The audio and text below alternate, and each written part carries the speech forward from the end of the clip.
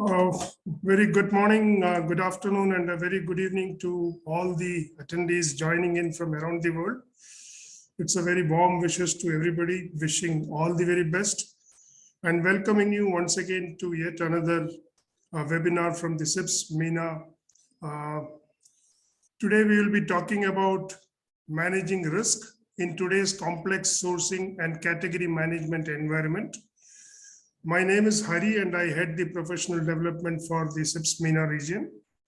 And I have all the pleasure to welcome Mr. Abdel Halim, a very well-known face, and GEP, a very well-known name. Abdel Halim is the head of the region for Middle East, Africa, and Turkey for GEP. And he will be delivering the keynote today on managing risk in today's complex sourcing and category management. Something we all professionals in the industry would love to listen to and would love to take this on. He will also be moderating a discussion with our esteemed panelists. We have some of the best panelists here. Quickly running through the guest speakers today in the panelists are Mr. Shannon Hoare. He is the Senior Vice President of Procurement and Logistics at the Abu Dhabi Airports. Mr. Suleiman Abdullah, he is the Manager for Procurement and Contracts at TDRA, which is Telecommunications and Digital Government Regulation Authority. And we do have Mr. Ricardo Felicetti, I hope I've pronounced the name right, Chief Legal and Procurement Officer at AXA Gulf. While welcoming you all, please feel free to raise your thoughts, your experiences, share them. Also raise your questions to the panelists. You can always use the Q&A section for asking the questions. You can share your experiences, thoughts, takeaways on the chat panels. We will also be allocating definitely some time at the end of the session to take up all your questions. Hopefully we will have enough time to respond to all of them. For the sake of courtesy, as you listen in, please keep your mobiles off. And I don't want to take any further time. I'll hand over to Halim. Halim, on to you. Take up this up. Thank you so much and best wishes to all the panelists. And thank you so much from CIPS MENA. Thank you very much, Harry. Assalamu alaikum. Good afternoon, good evening, everyone with us here today. My name is Abdel Halim Ahmed. I'm head of GEP. Middle East, Africa, and Turkey. Very happy to be among some of the leaders of the industry, some of the friends and professionals that I had the honor and the privilege to meet and work with and work for. Obviously, GEP has a global and a regional collaboration with CIPS that we always mutually learn from this experience, and we'll talk today about how we become resilient together, and we're managing risk in today's complex and sourcing category management. So just beginning very briefly to those that haven't heard about GEP before, I hope not. GEP started in 1999 as uniquely as a consulting and services company by the 4 co-founders in the US that grew into a global organization working with 500 plus customers, present in 110 countries, over 5,000 employees, 24 offices serving these different countries. And we're happy to announce that our regional headquarters for Middle East, Africa, and Turkey will be here in the UAE, in Abu Dhabi, which is opening very soon in the next couple of weeks. More than 20 plus years of experience, and the transition where GEP has moved from consulting strategy and managed services into software was very organic, and it was actually the natural transition for our business. Supported many organizations from a consulting and strategy perspective, and then we supported their procurement and supply chain organizations from a managed services perspective, where we work as an extension support to their existing resources. But at the same time, we saw that all these customers, or most of these customers, would be better equipped to handle the procurement and supply chain problems with our software solution that we offer to most of these 500 plus customers. We won't talk much about details about GEP. I think we will want to focus more on the key topic that we have here, which is essentially what are the key questions that we're looking to answer. And I hope these are the main themes that you walk away and take away from this session today, because it's very important to set the foundation for your risk management initiatives, processes, protocols that you would want to have into your organization. We don't claim that this is a ready document that you can implement today and become the best risk management organization tomorrow. It just sets the foundation based on the experiences and learnings that we've had. So some of the key questions that we've seen, and we always refresh these questions that we'd like to answer at GEP based on the changes that we see in the market. So we see now the importance and the resurgence of risk management in many organizations and how they readjusted their risk management frameworks to be prepared for what we would like to call the next normal. I know that we've seen a lot of terms happening in the last 2 years, you know, the never normal, the new normal. I think as GEP, we see the next normal now is more relevant now that we've gathered enough information and learnings to live along this pandemic as we move out of it. And what are the key questions that you're asking yourself from an investment perspective to remain resilient while you improve your sustainability with whether your suppliers and your customers? And how do you embrace the right digital solutions to manage these future state models? And we will speak and emphasize on that aspect as well, and the road ahead in the sourcing and category management as well. So I know that one of the esteemed panelists today, we have with us Shannon and Suleiman and Ricardo. Ricardo is leading one of the biggest insurance companies in the region. So Ricardo, I'm going to use an insurance statement here. When we look about preparing our businesses for risk management, it's like you are buying insurance and you are paying an insurance premium today to safeguard yourself from tomorrow. And this includes a lot of threats and a lot of disturbances that might happen, but we choose to make that investment to make sure that we can at least tackle these threats when they come. So geopolitical threats are one of them. Cyber and data warfare. We've seen cyber attacks. They were always popular in the last 5 to 7 years, but we've seen also how they became more popular in the last 18 to 24 months.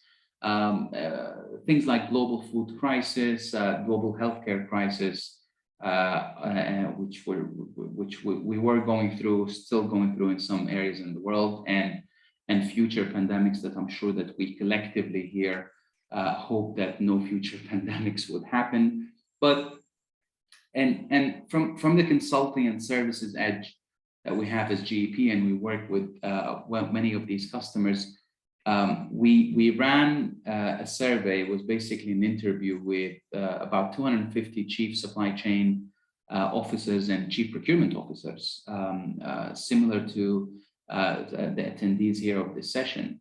And what we've seen from this survey and these interviews and how these different elements that you see here on the screen were on the CPO's and the chief supply chain officer's agenda. 55% with them had cost reduction, 70% had supply chain visibility, and you can see how 83% they looked at risk management and how they want to build a framework, have the right set of policies, procedures, and even resources and people to handle that and back them up and enable them with technology. increasing customer demands and digitalization, for sure, it's always been there, it will continue to be there. We see that digitalization is definitely going to move up on the agenda of all these business leaders. But this survey gave us a feel and flavor of how these CPOs and chief supply chain officers are building their agenda and how they are ramping up their operations and making the right investment decisions to tackle these things that they have on their agenda.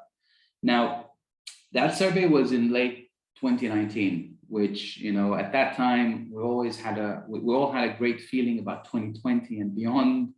We all had a great feeling about how this year is going to be, but then things, you know, went upside down with COVID. So when we looked at the late 2019 and we've seen that these different priorities that were there for these CPOs and CSCOs, digital transformation was number 1, corporate social responsibility 2, process automation, strategic investments to improve their bottom line profitability.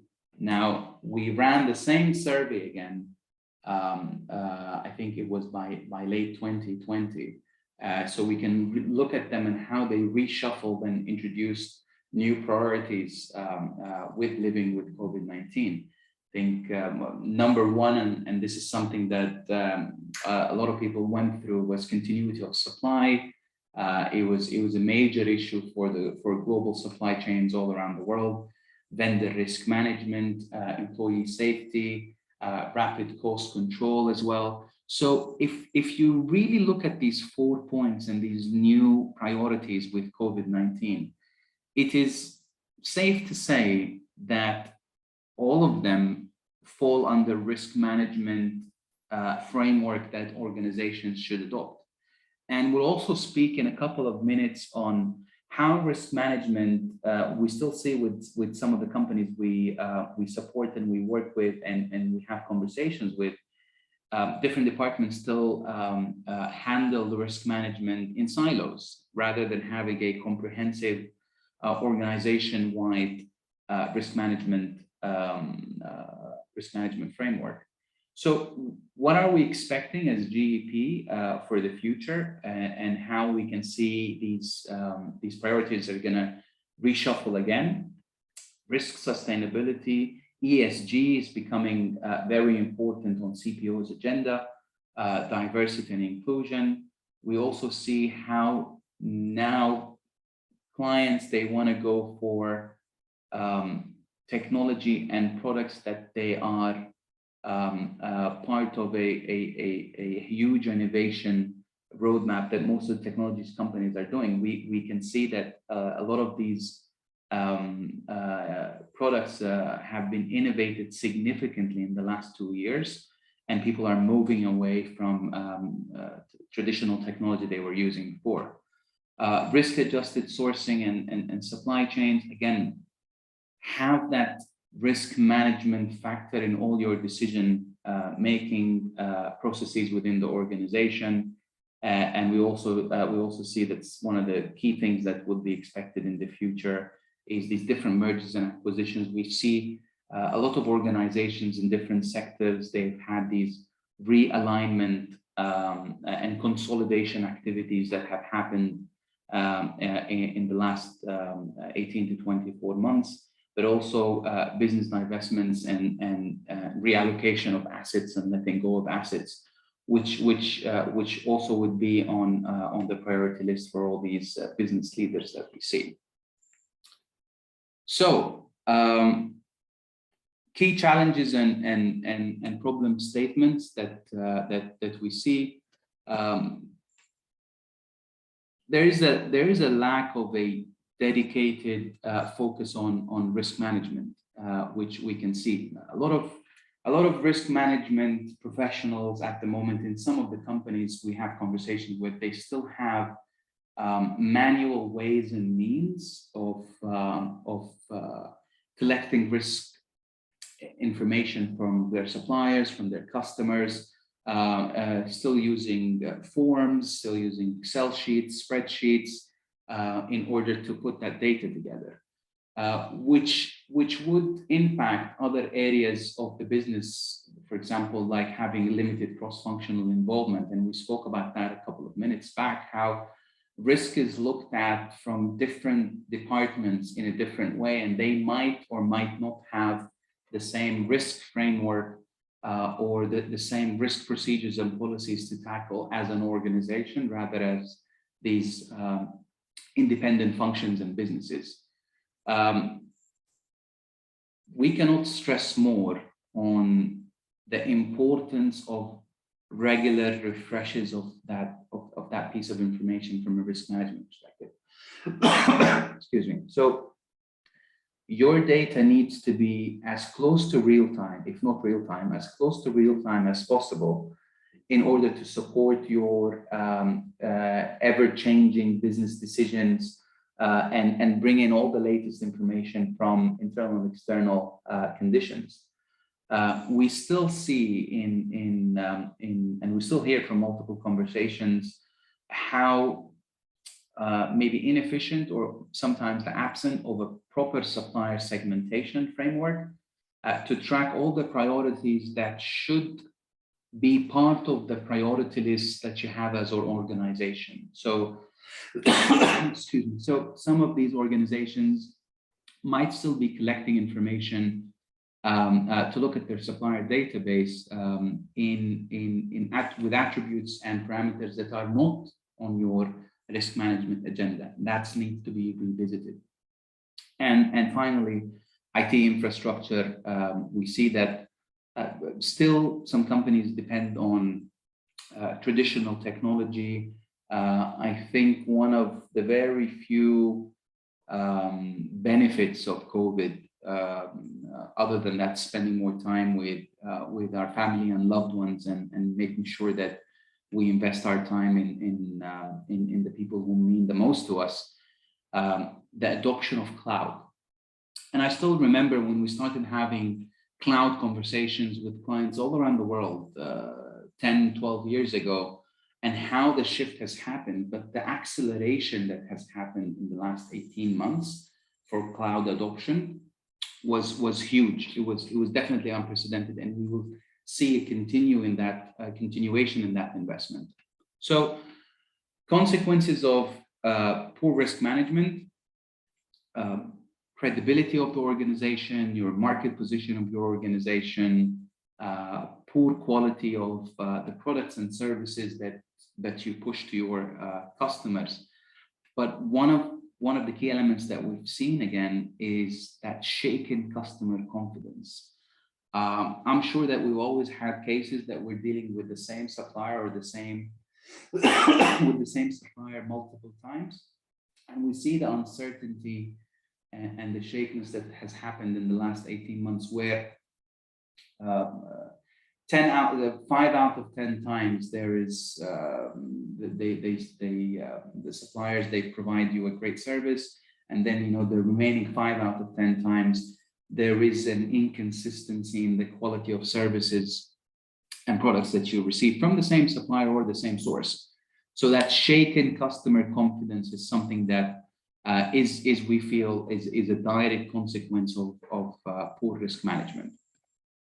So as GEP, what did we manage to do with that? And we have obviously our risk management framework that we've put together based on our experience with all these customers, but also based on the risk management experts that we have within the organization, where we start at the top from a strategy and a vision perspective, and the key questions that we ask from a risk and strategy and vision perspective for risk management.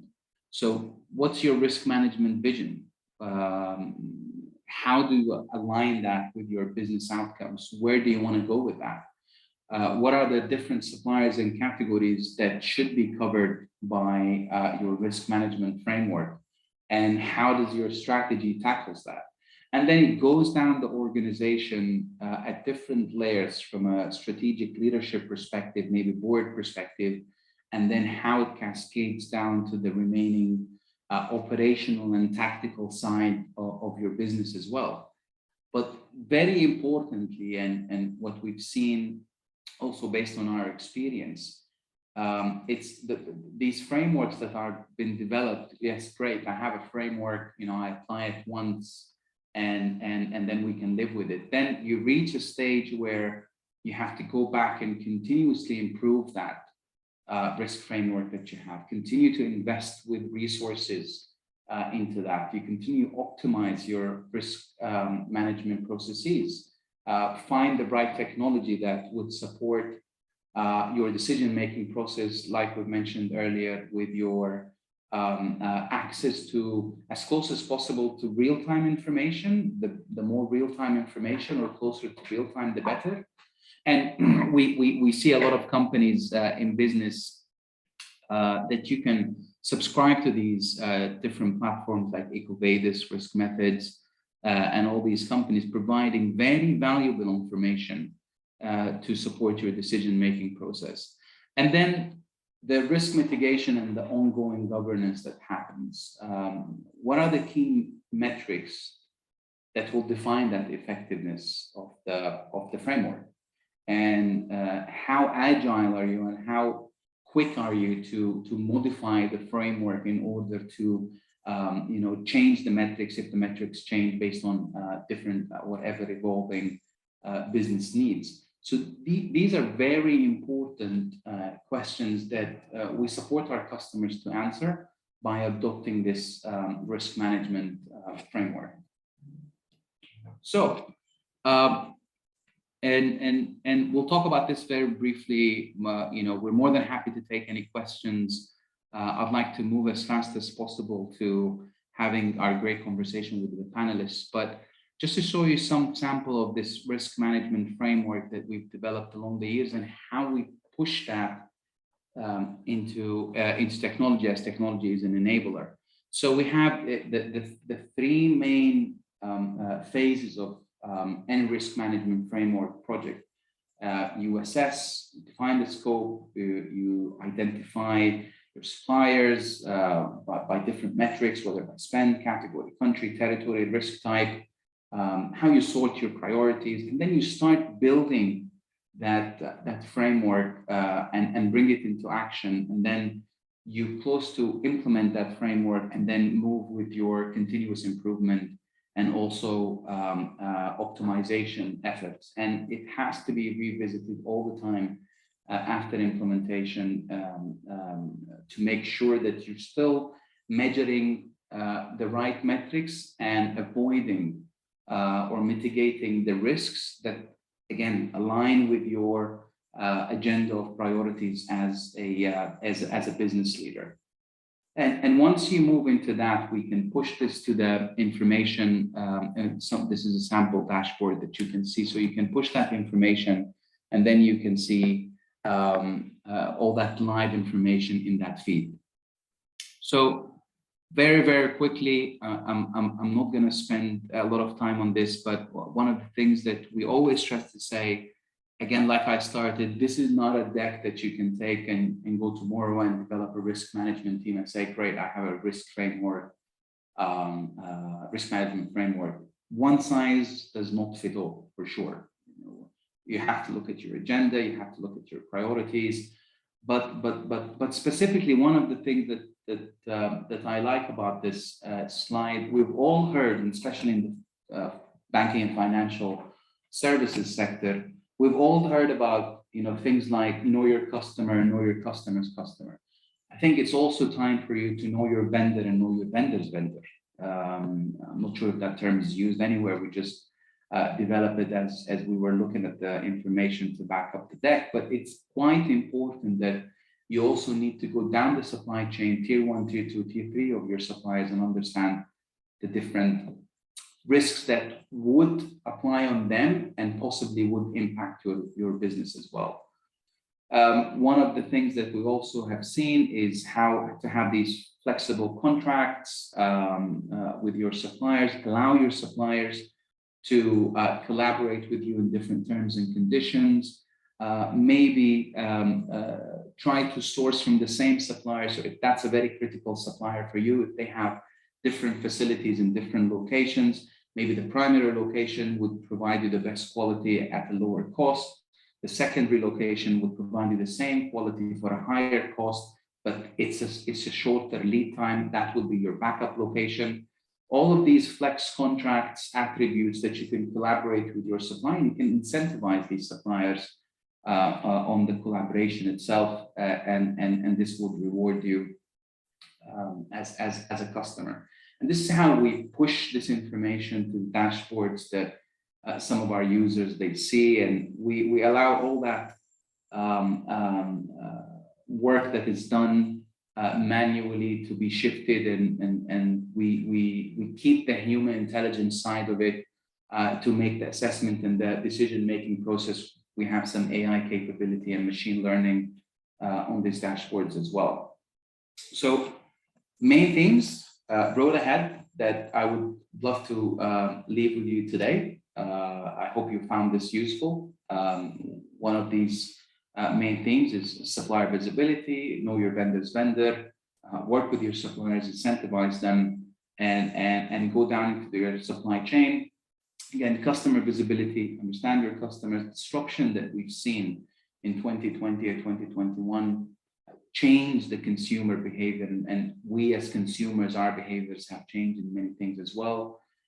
Trying to look at reshoring, nearshoring, offshoring, maybe dual source, like we've mentioned earlier, lower cost, longer lead time, slightly more cost, shorter lead time, just to keep that business continuity, and always be preparing yourself for sustainability and resilience, and how agile and nimble you are to move between, to navigate through these ever-changing business evolutions.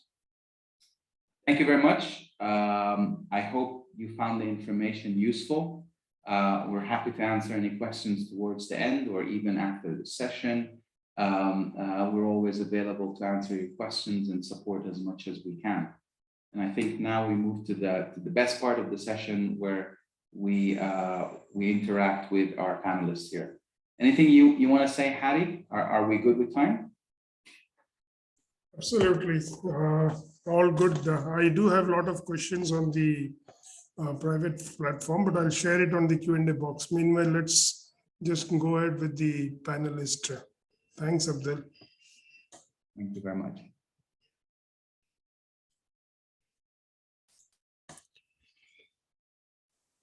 Okay, so I hope you cannot see my slide anymore. And once again, would like to thank our panelists here for joining us and sharing their experiences with us and with the attendees.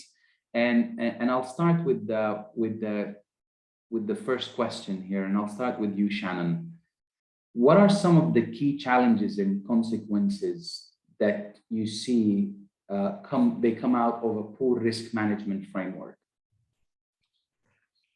Yeah, look, I think it's a really interesting question, and you could probably spend quite a bit of time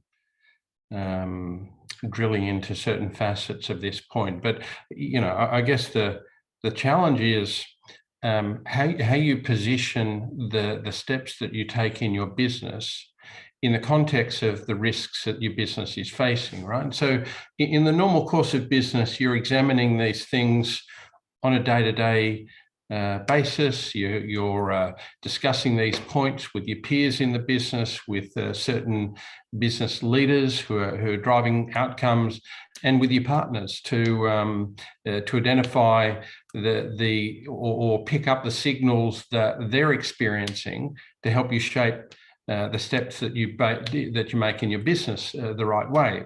So when you get that wrong, when you're not able to get the signals, or when you read them incorrectly, or you don't have mechanisms in place to plan, to adjust, to check, then what ends up happening is your business suffers as a result, and you end up losing ground to your competitors, or you take the wrong action in the context of the actions that you're taking in your business.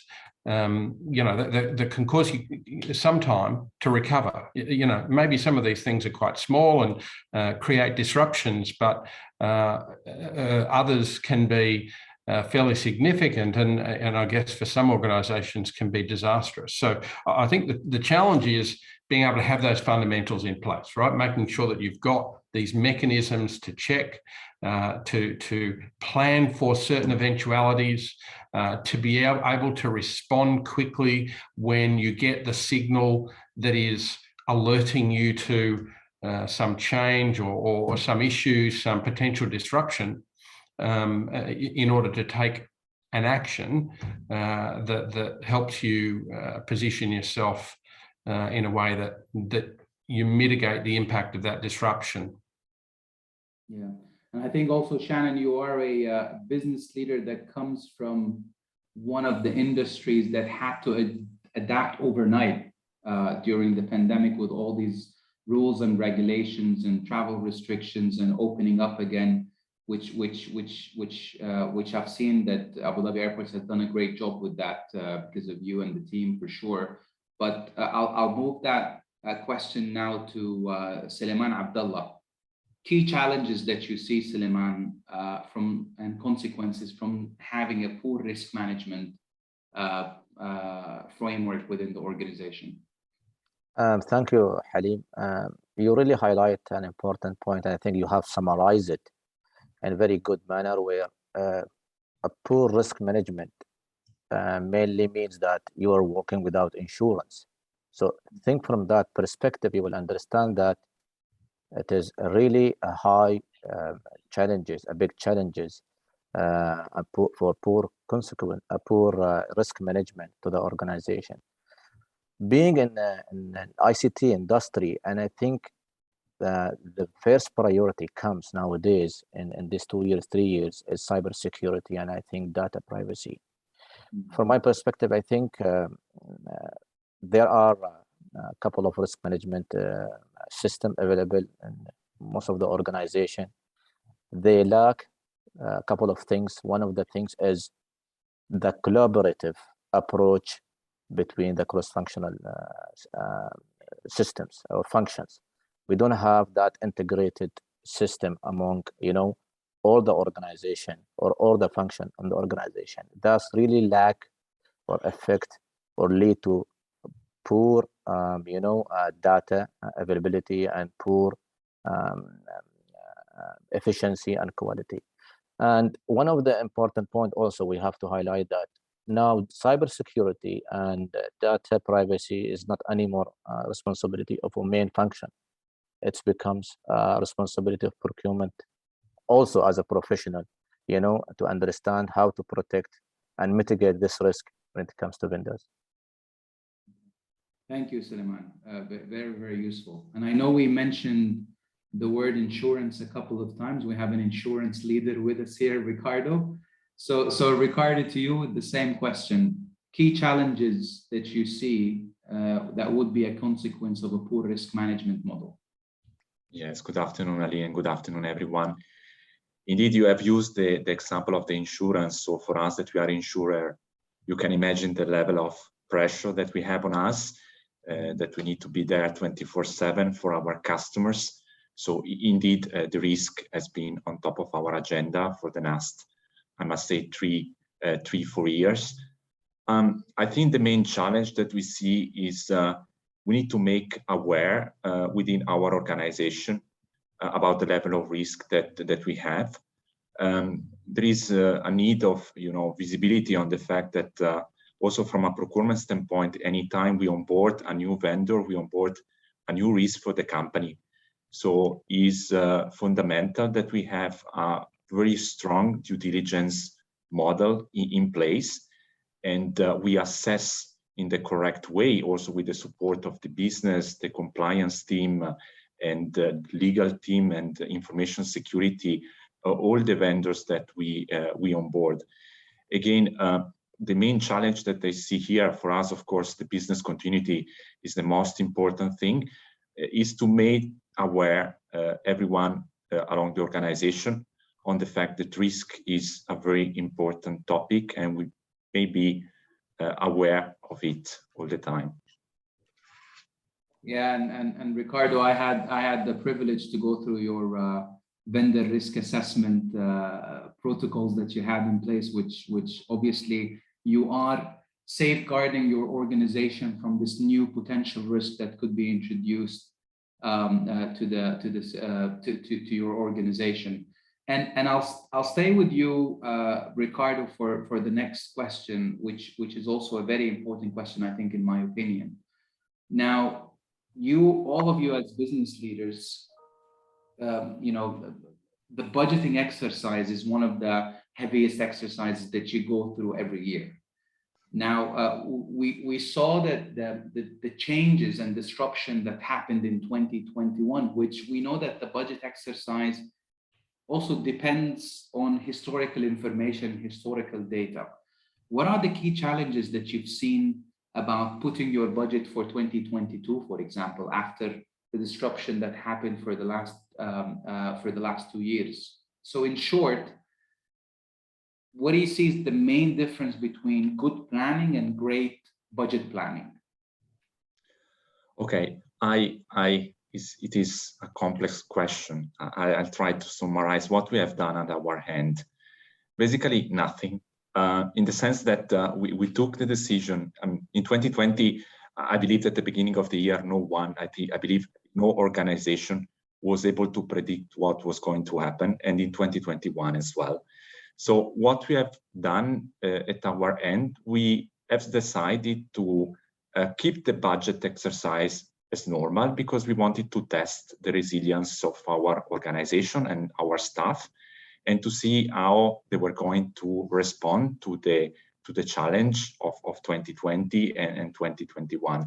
And we have adopted the same concept also for 2022, because we have seen that the resilience was there.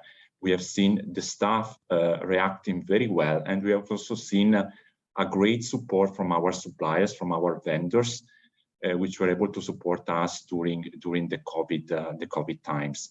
So we don't want this pandemic to influence our business results. We know that it's there. We don't know what is going to be the next, but again, pushing the business and pushing the organization to react, I think is the best of the plans. No, great answer, and you're absolutely correct, and especially when you speak about suppliers, these are relationships and partnerships that were built in many years. So certainly one bad year or one bad quarter should not impact that long-standing partnership. Shannon, what do you think from your perspective, going through a budgeting exercise? I think towards the end of 2019, and correct me if I'm wrong, especially in the aviation and airline business, all the projections that 2020 was going to be the best year ever towards the end of 2019. How did your budgeting exercise been influenced or affected by what happened in 2020, 2021? And is there a big difference between good and great planning? Yeah, look, it's a fantastic question. When we were looking at the future from looking through the lens of 2019, the future looked very strong. More and more people were traveling. The ability for people to travel was increasing because of the permeation of low cost and ultra low cost travel solutions. So more and more of the population were able to travel. And so airports all around the world were experiencing robust growth and consistently, and the forecasts were very strong. 2020 and 2021 fundamentally changed that situation. And to the point during 2020 when there was virtually no passenger travel at all. There was still air travel, so airports were operating because there was a lot of air cargo moving around. And in actual fact, that grew in this period of time, but the passenger travel component ground to a halt. And you know, it is going to take several years for that to bounce back, depending on the region and the nature of travel that you know, will drive the actions people take. So where we were able to rely on history and other business intelligence inputs to develop our budget approach, and you know, that became a little bit more systematic and highly repeatable, very predictable, and would focus on growth-based actions. That is very different now, and so we can't rely on history and past methodology to facilitate the budget cycle and the steps that we take. So what we now do is we spend much more time planning, much more time capturing inputs from multiple sources to help us get a good sense of what the future outlook is. It's causing us to collaborate more closely with our partners. So in aviation, that means the airlines. It means the government regulators and authorities who set the agenda around the world on who can travel, the conditions under which they travel, and how those protocols for people around personal safety can be maintained, which introduces either an action in the airline or an action in the airport to ensure that people continue to stay safe as they travel.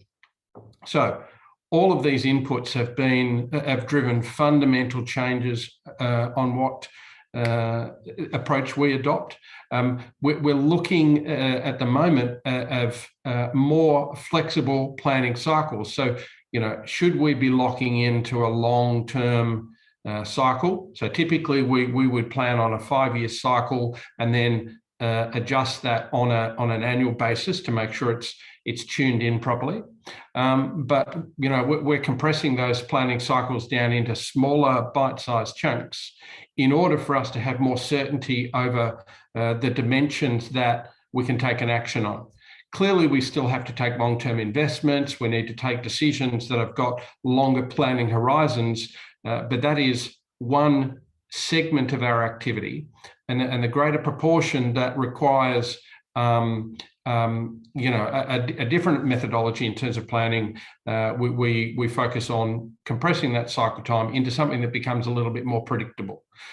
So that's one way of combating the planning challenge. I think then, what does good versus great look like? I think that was an easier question to answer pre-pandemic.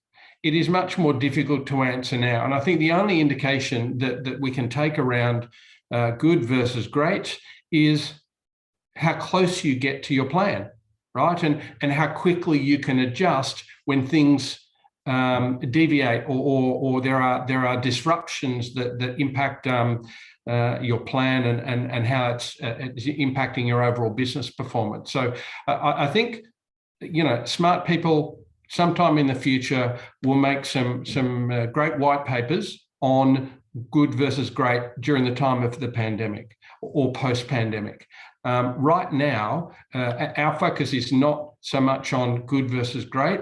Our focus is on looking at the controllable elements, making sure that we've got our fundamentals right, capturing the inputs and a wider set of inputs than we previously had, and then undertaking a much more collaborative exercise around the way in which we plan, right? So working very closely with our key partners, whether that is our critical suppliers, whether it is the regulators who set the operating framework for us, whether it is the airlines who are carrying passengers or cargo and these kinds of activities that are generating movement for us, are, you know, where we spend our time, effort, and energy. Definitely, we're resourced much more heavily in this space than we have done in the past, simply because it requires much more input, much more effort to focus on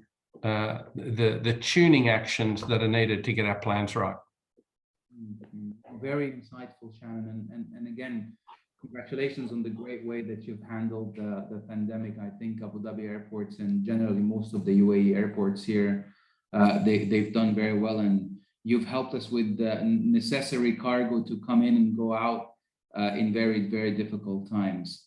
I'll move to Sulaiman, and this question, I know it's going to be very dear to your heart because you have a personal passion of supporting procurement professionals and the procurement community as a whole, whether people who work with you, work in your team, or work across in different departments. So what are some of the best practices, Sulaiman, that you see is a must now for procurement professional to ensure seamless execution of supply agreements, contracts, while saving time, but at the same time limiting risk?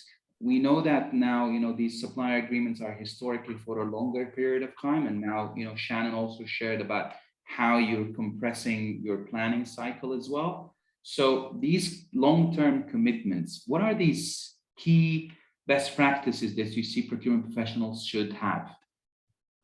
Very good question. I'll just take a step back, Adil, because the point which Shannon highlighted is very important. I'll just try to emphasize on it, which he mentioned about it's not about anymore great budgeting practices or good budgeting practices. It's all about how flexible and agile and resilient you are. So I think COVID-19 really was a test for everyone, especially when it comes to ICT industry, how ready you are as an infrastructure to, to protect your organization and hold the nation.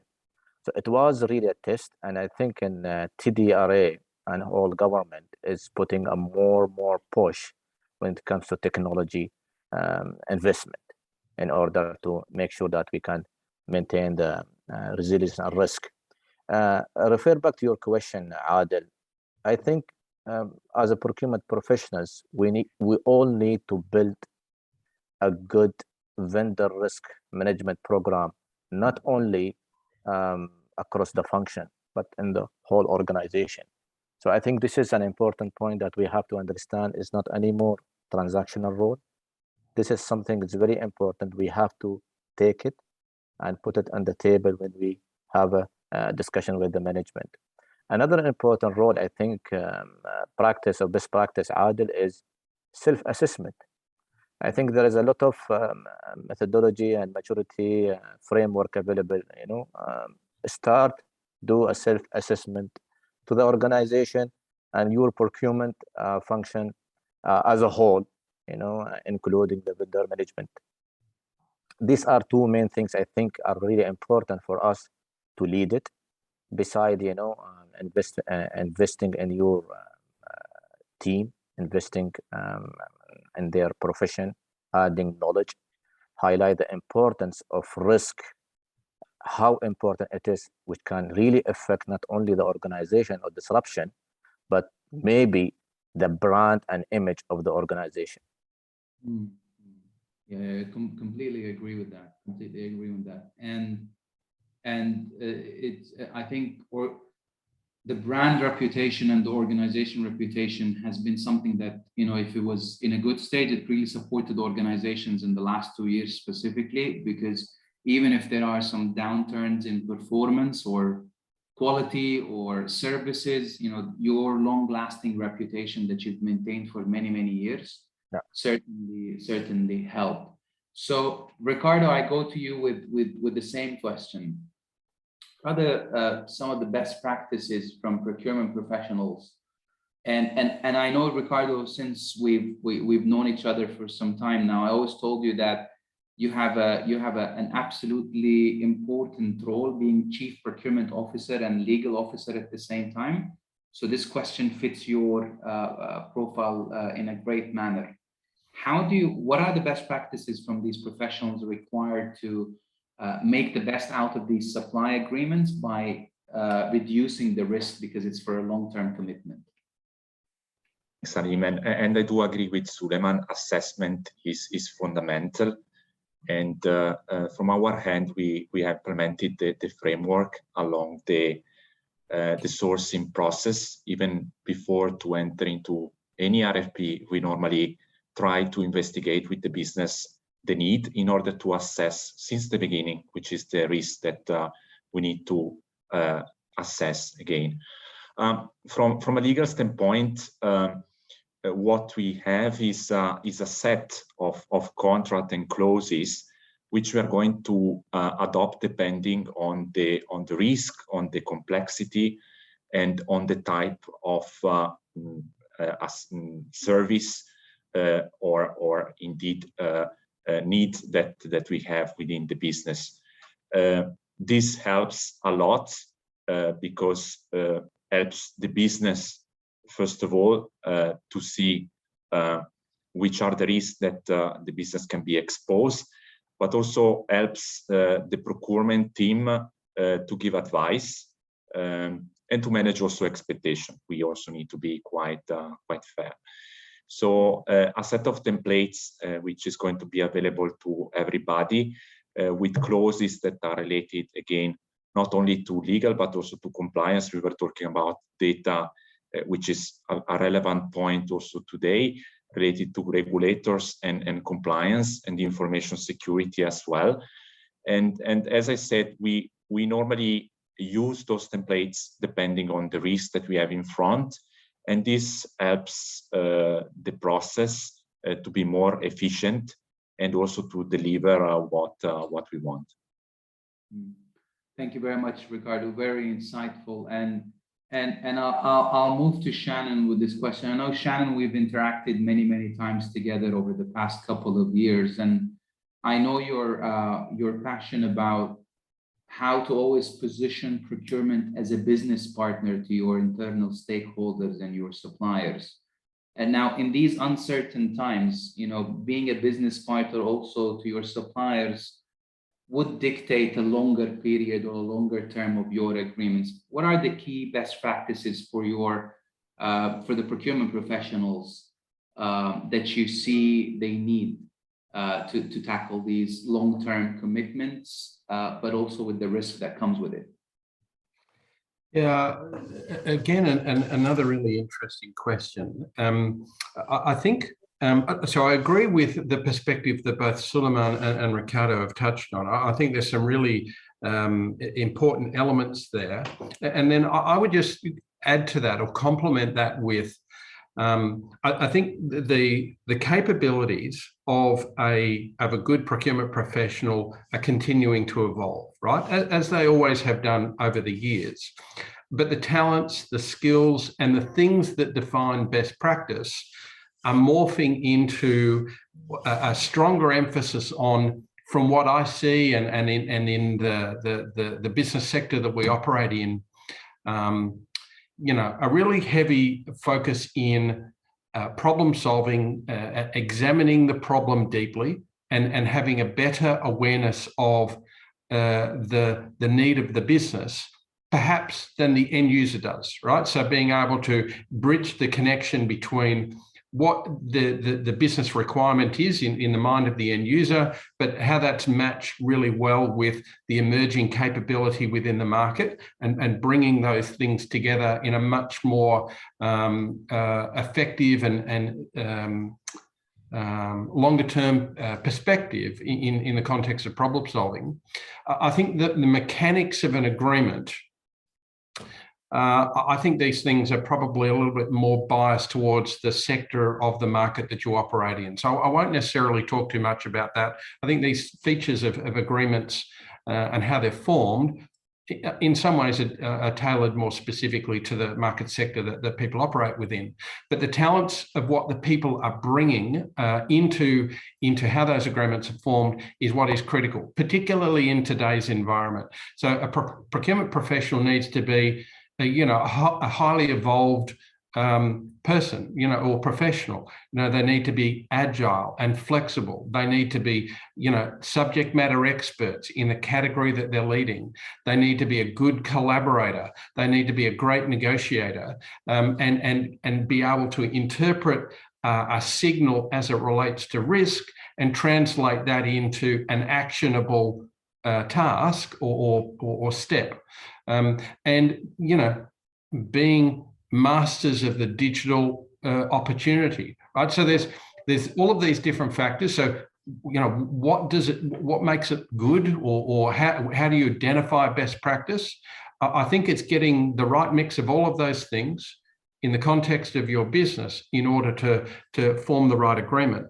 And these things are something of an imperfect science, right? You put in place what you think is a great agreement or a solution to a business problem. And in a year's time, as you reflect on it, you see opportunities to improve, to change, to optimize. And so, it continues to evolve because of the talents of people, because of the position of your business, because of the market that you operate within. Excuse me, I'm sorry. Because of the market that you operate within, all of the dynamics, all of the parts of that picture continually change. Very insightful for sure. The thing is that I have one more question, and I also have a backup question. But honestly, the questions that I see here from the audience are much better than my questions. So I think I think we go to some of these questions, and I think we have about 2 minutes, so we'll probably choose someone to answer. We have a question from my dear friend Sana, which is the person that I've really learned a lot from, and I still call her to help me sometimes. So the question is, could you explain how technology can help in managing risk across the supply chain? How do we collect the data about possible risks in order to make an informed decision and successfully mitigate risk?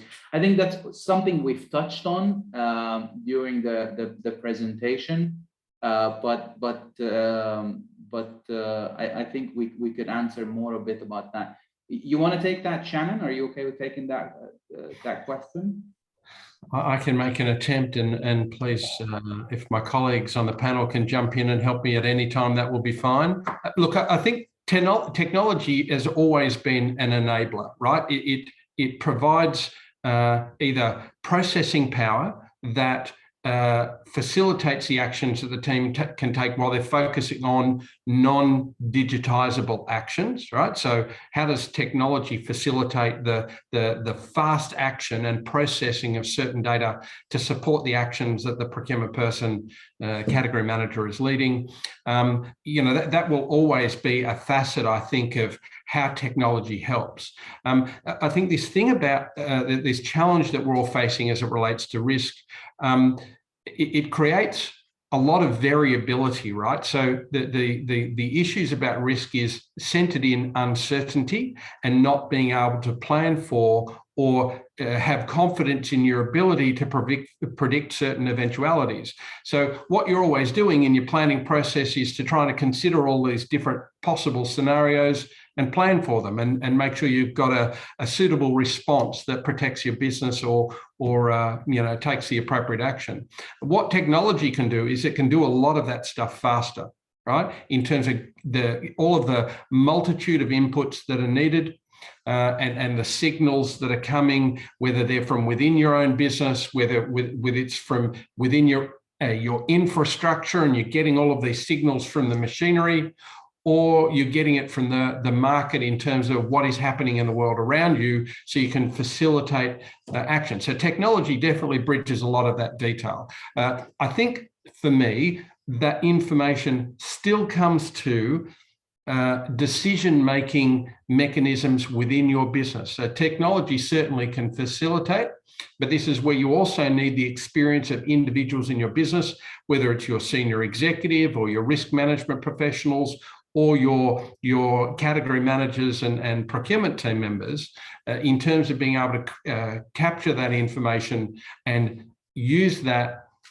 within the context of your risk framework in order to take decisions or in order to be able to plan for whatever those possible eventualities are. Sure. I know we're past time, but I'll pass also this question to Suleiman, and then Ricardo, I have a question specifically for financial institutions. So Suleiman, what do you think about this question and technology as an enabler? And I know you have your personal ambitions, but you also have your day responsibility at TDRA, that you support these digital transformations across the federal government. Thank you, Halim. I think Shannon really touched upon two main things about technology, and we all know that technology is an enabler, to drive value in any organization. It helps in sustainability. It helps in decision making. However, I think what I need to highlight here, Halim, is you can bring the best technology, but if you don't have the right people and the right process embedded or who can use that system, so you will end up having no value. So I always say this to anybody I discuss with, that technology is available, and there are many technologies in any field in procurement. However, you need to understand and have the right processes in place and the right people to use this system. Because if you don't have the right people, they will end up buying wrong system, for example. So I think these three main elements goes along, aside each other. Thank you very much, Suleiman. Very informative indeed. Last question to Ricardo. This is from Fadila Sharaf. How to minimize the risk of single source, mainly in financial institutions? Well, of course, we always need to understand the risk, first of all, because along with an assessment of the risk, we can also understand how much we are exposed as financial institution. What we have seen also during the pandemic is that probably there are certain times where we should go back to basics and maybe go back to a local environment than being exposed globally when it comes to the supply chain, for instance. So, of course, it's a combination between a business need and of course, risk at the same time. There is no a magic that we can do about that. But again, we need to assess from time to time. And as Shannon's saying, probably more often now when we have this time of uncertainty, if a business model is valid or we need to make some changes.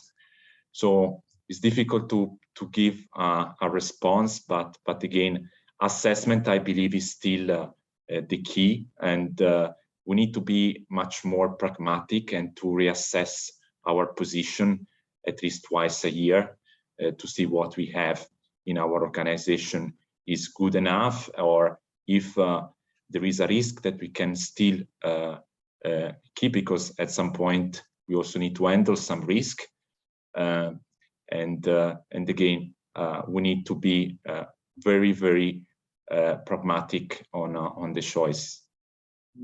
If it's a calculated risk without pragmatic boundaries, maybe it's something that we must take. Absolutely. In order to push forward, which reminds me of a very quick story. And again, if it's single source, it's single source. Sometimes you're buying something that, there's only one provider to provide that. But, also extending your partnership with that supplier and investing in that relationship would help. As GEP, I still remember one of the largest financial institutions we still work with.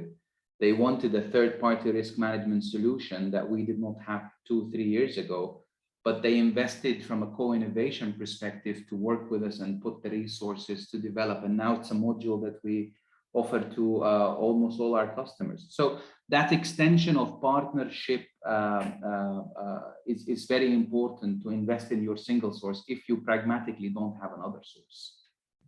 So with that, I thank you, Suleiman, Ricardo, Shannon, everyone who's been with us for the last hour.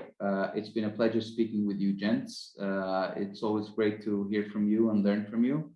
I thank all the attendees and wish you all the best in 2022 and beyond. And thank you. Back to you, Hari. Sorry, one thing. Can I get a screenshot from my laptop from all you panelists smiling?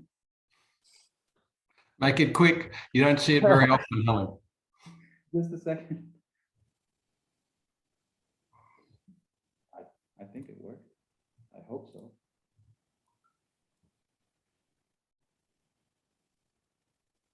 Perfect. Thank you, everyone. I appreciate it. Back to you, Hari. Thank you so much, Abdel. I've been actually listening to Shannon, Ricardo, and Suleiman, and some very, very useful thought comments on that. In fact, if you want to take it back to practice, this is the best way of doing it. From my side, more as a professional, I would only say one thing to conclude. The risk factor and the disruptions is never going to end. So that's going to be a reality for all of us. And we also get into lots of digital supply chains. But at the end of the day, I think all the three panelists mentioned very clearly on agility, making the supply chain profession visible enough. And I think we, the professionals, are responsible not just for our organizations, but also to make sure that we lift and elevate our values for our own profession by being very agile, bringing the values, visibilities, doing our due diligence at all times, being very agile, being very flexible. And the most important thing is to be very closely in touch with what I love to say always, to be closely in touch with your people, your process, your partners, and your performances. I think that sums it up. I think it's very, very important. And you are the future, you are the present for us. And the value of this profession will enhance only if we all come together and do our due diligence properly. Thank you so much personally to Suleiman, Shannon, and Ricardo. And thank you, Abdel, for giving this opportunity. Take care and all the very best. Stay safe, stay healthy, stay happy. Thank you very much, everyone. Thank Take you. care. Thank you, everyone. Thank you. Thank you.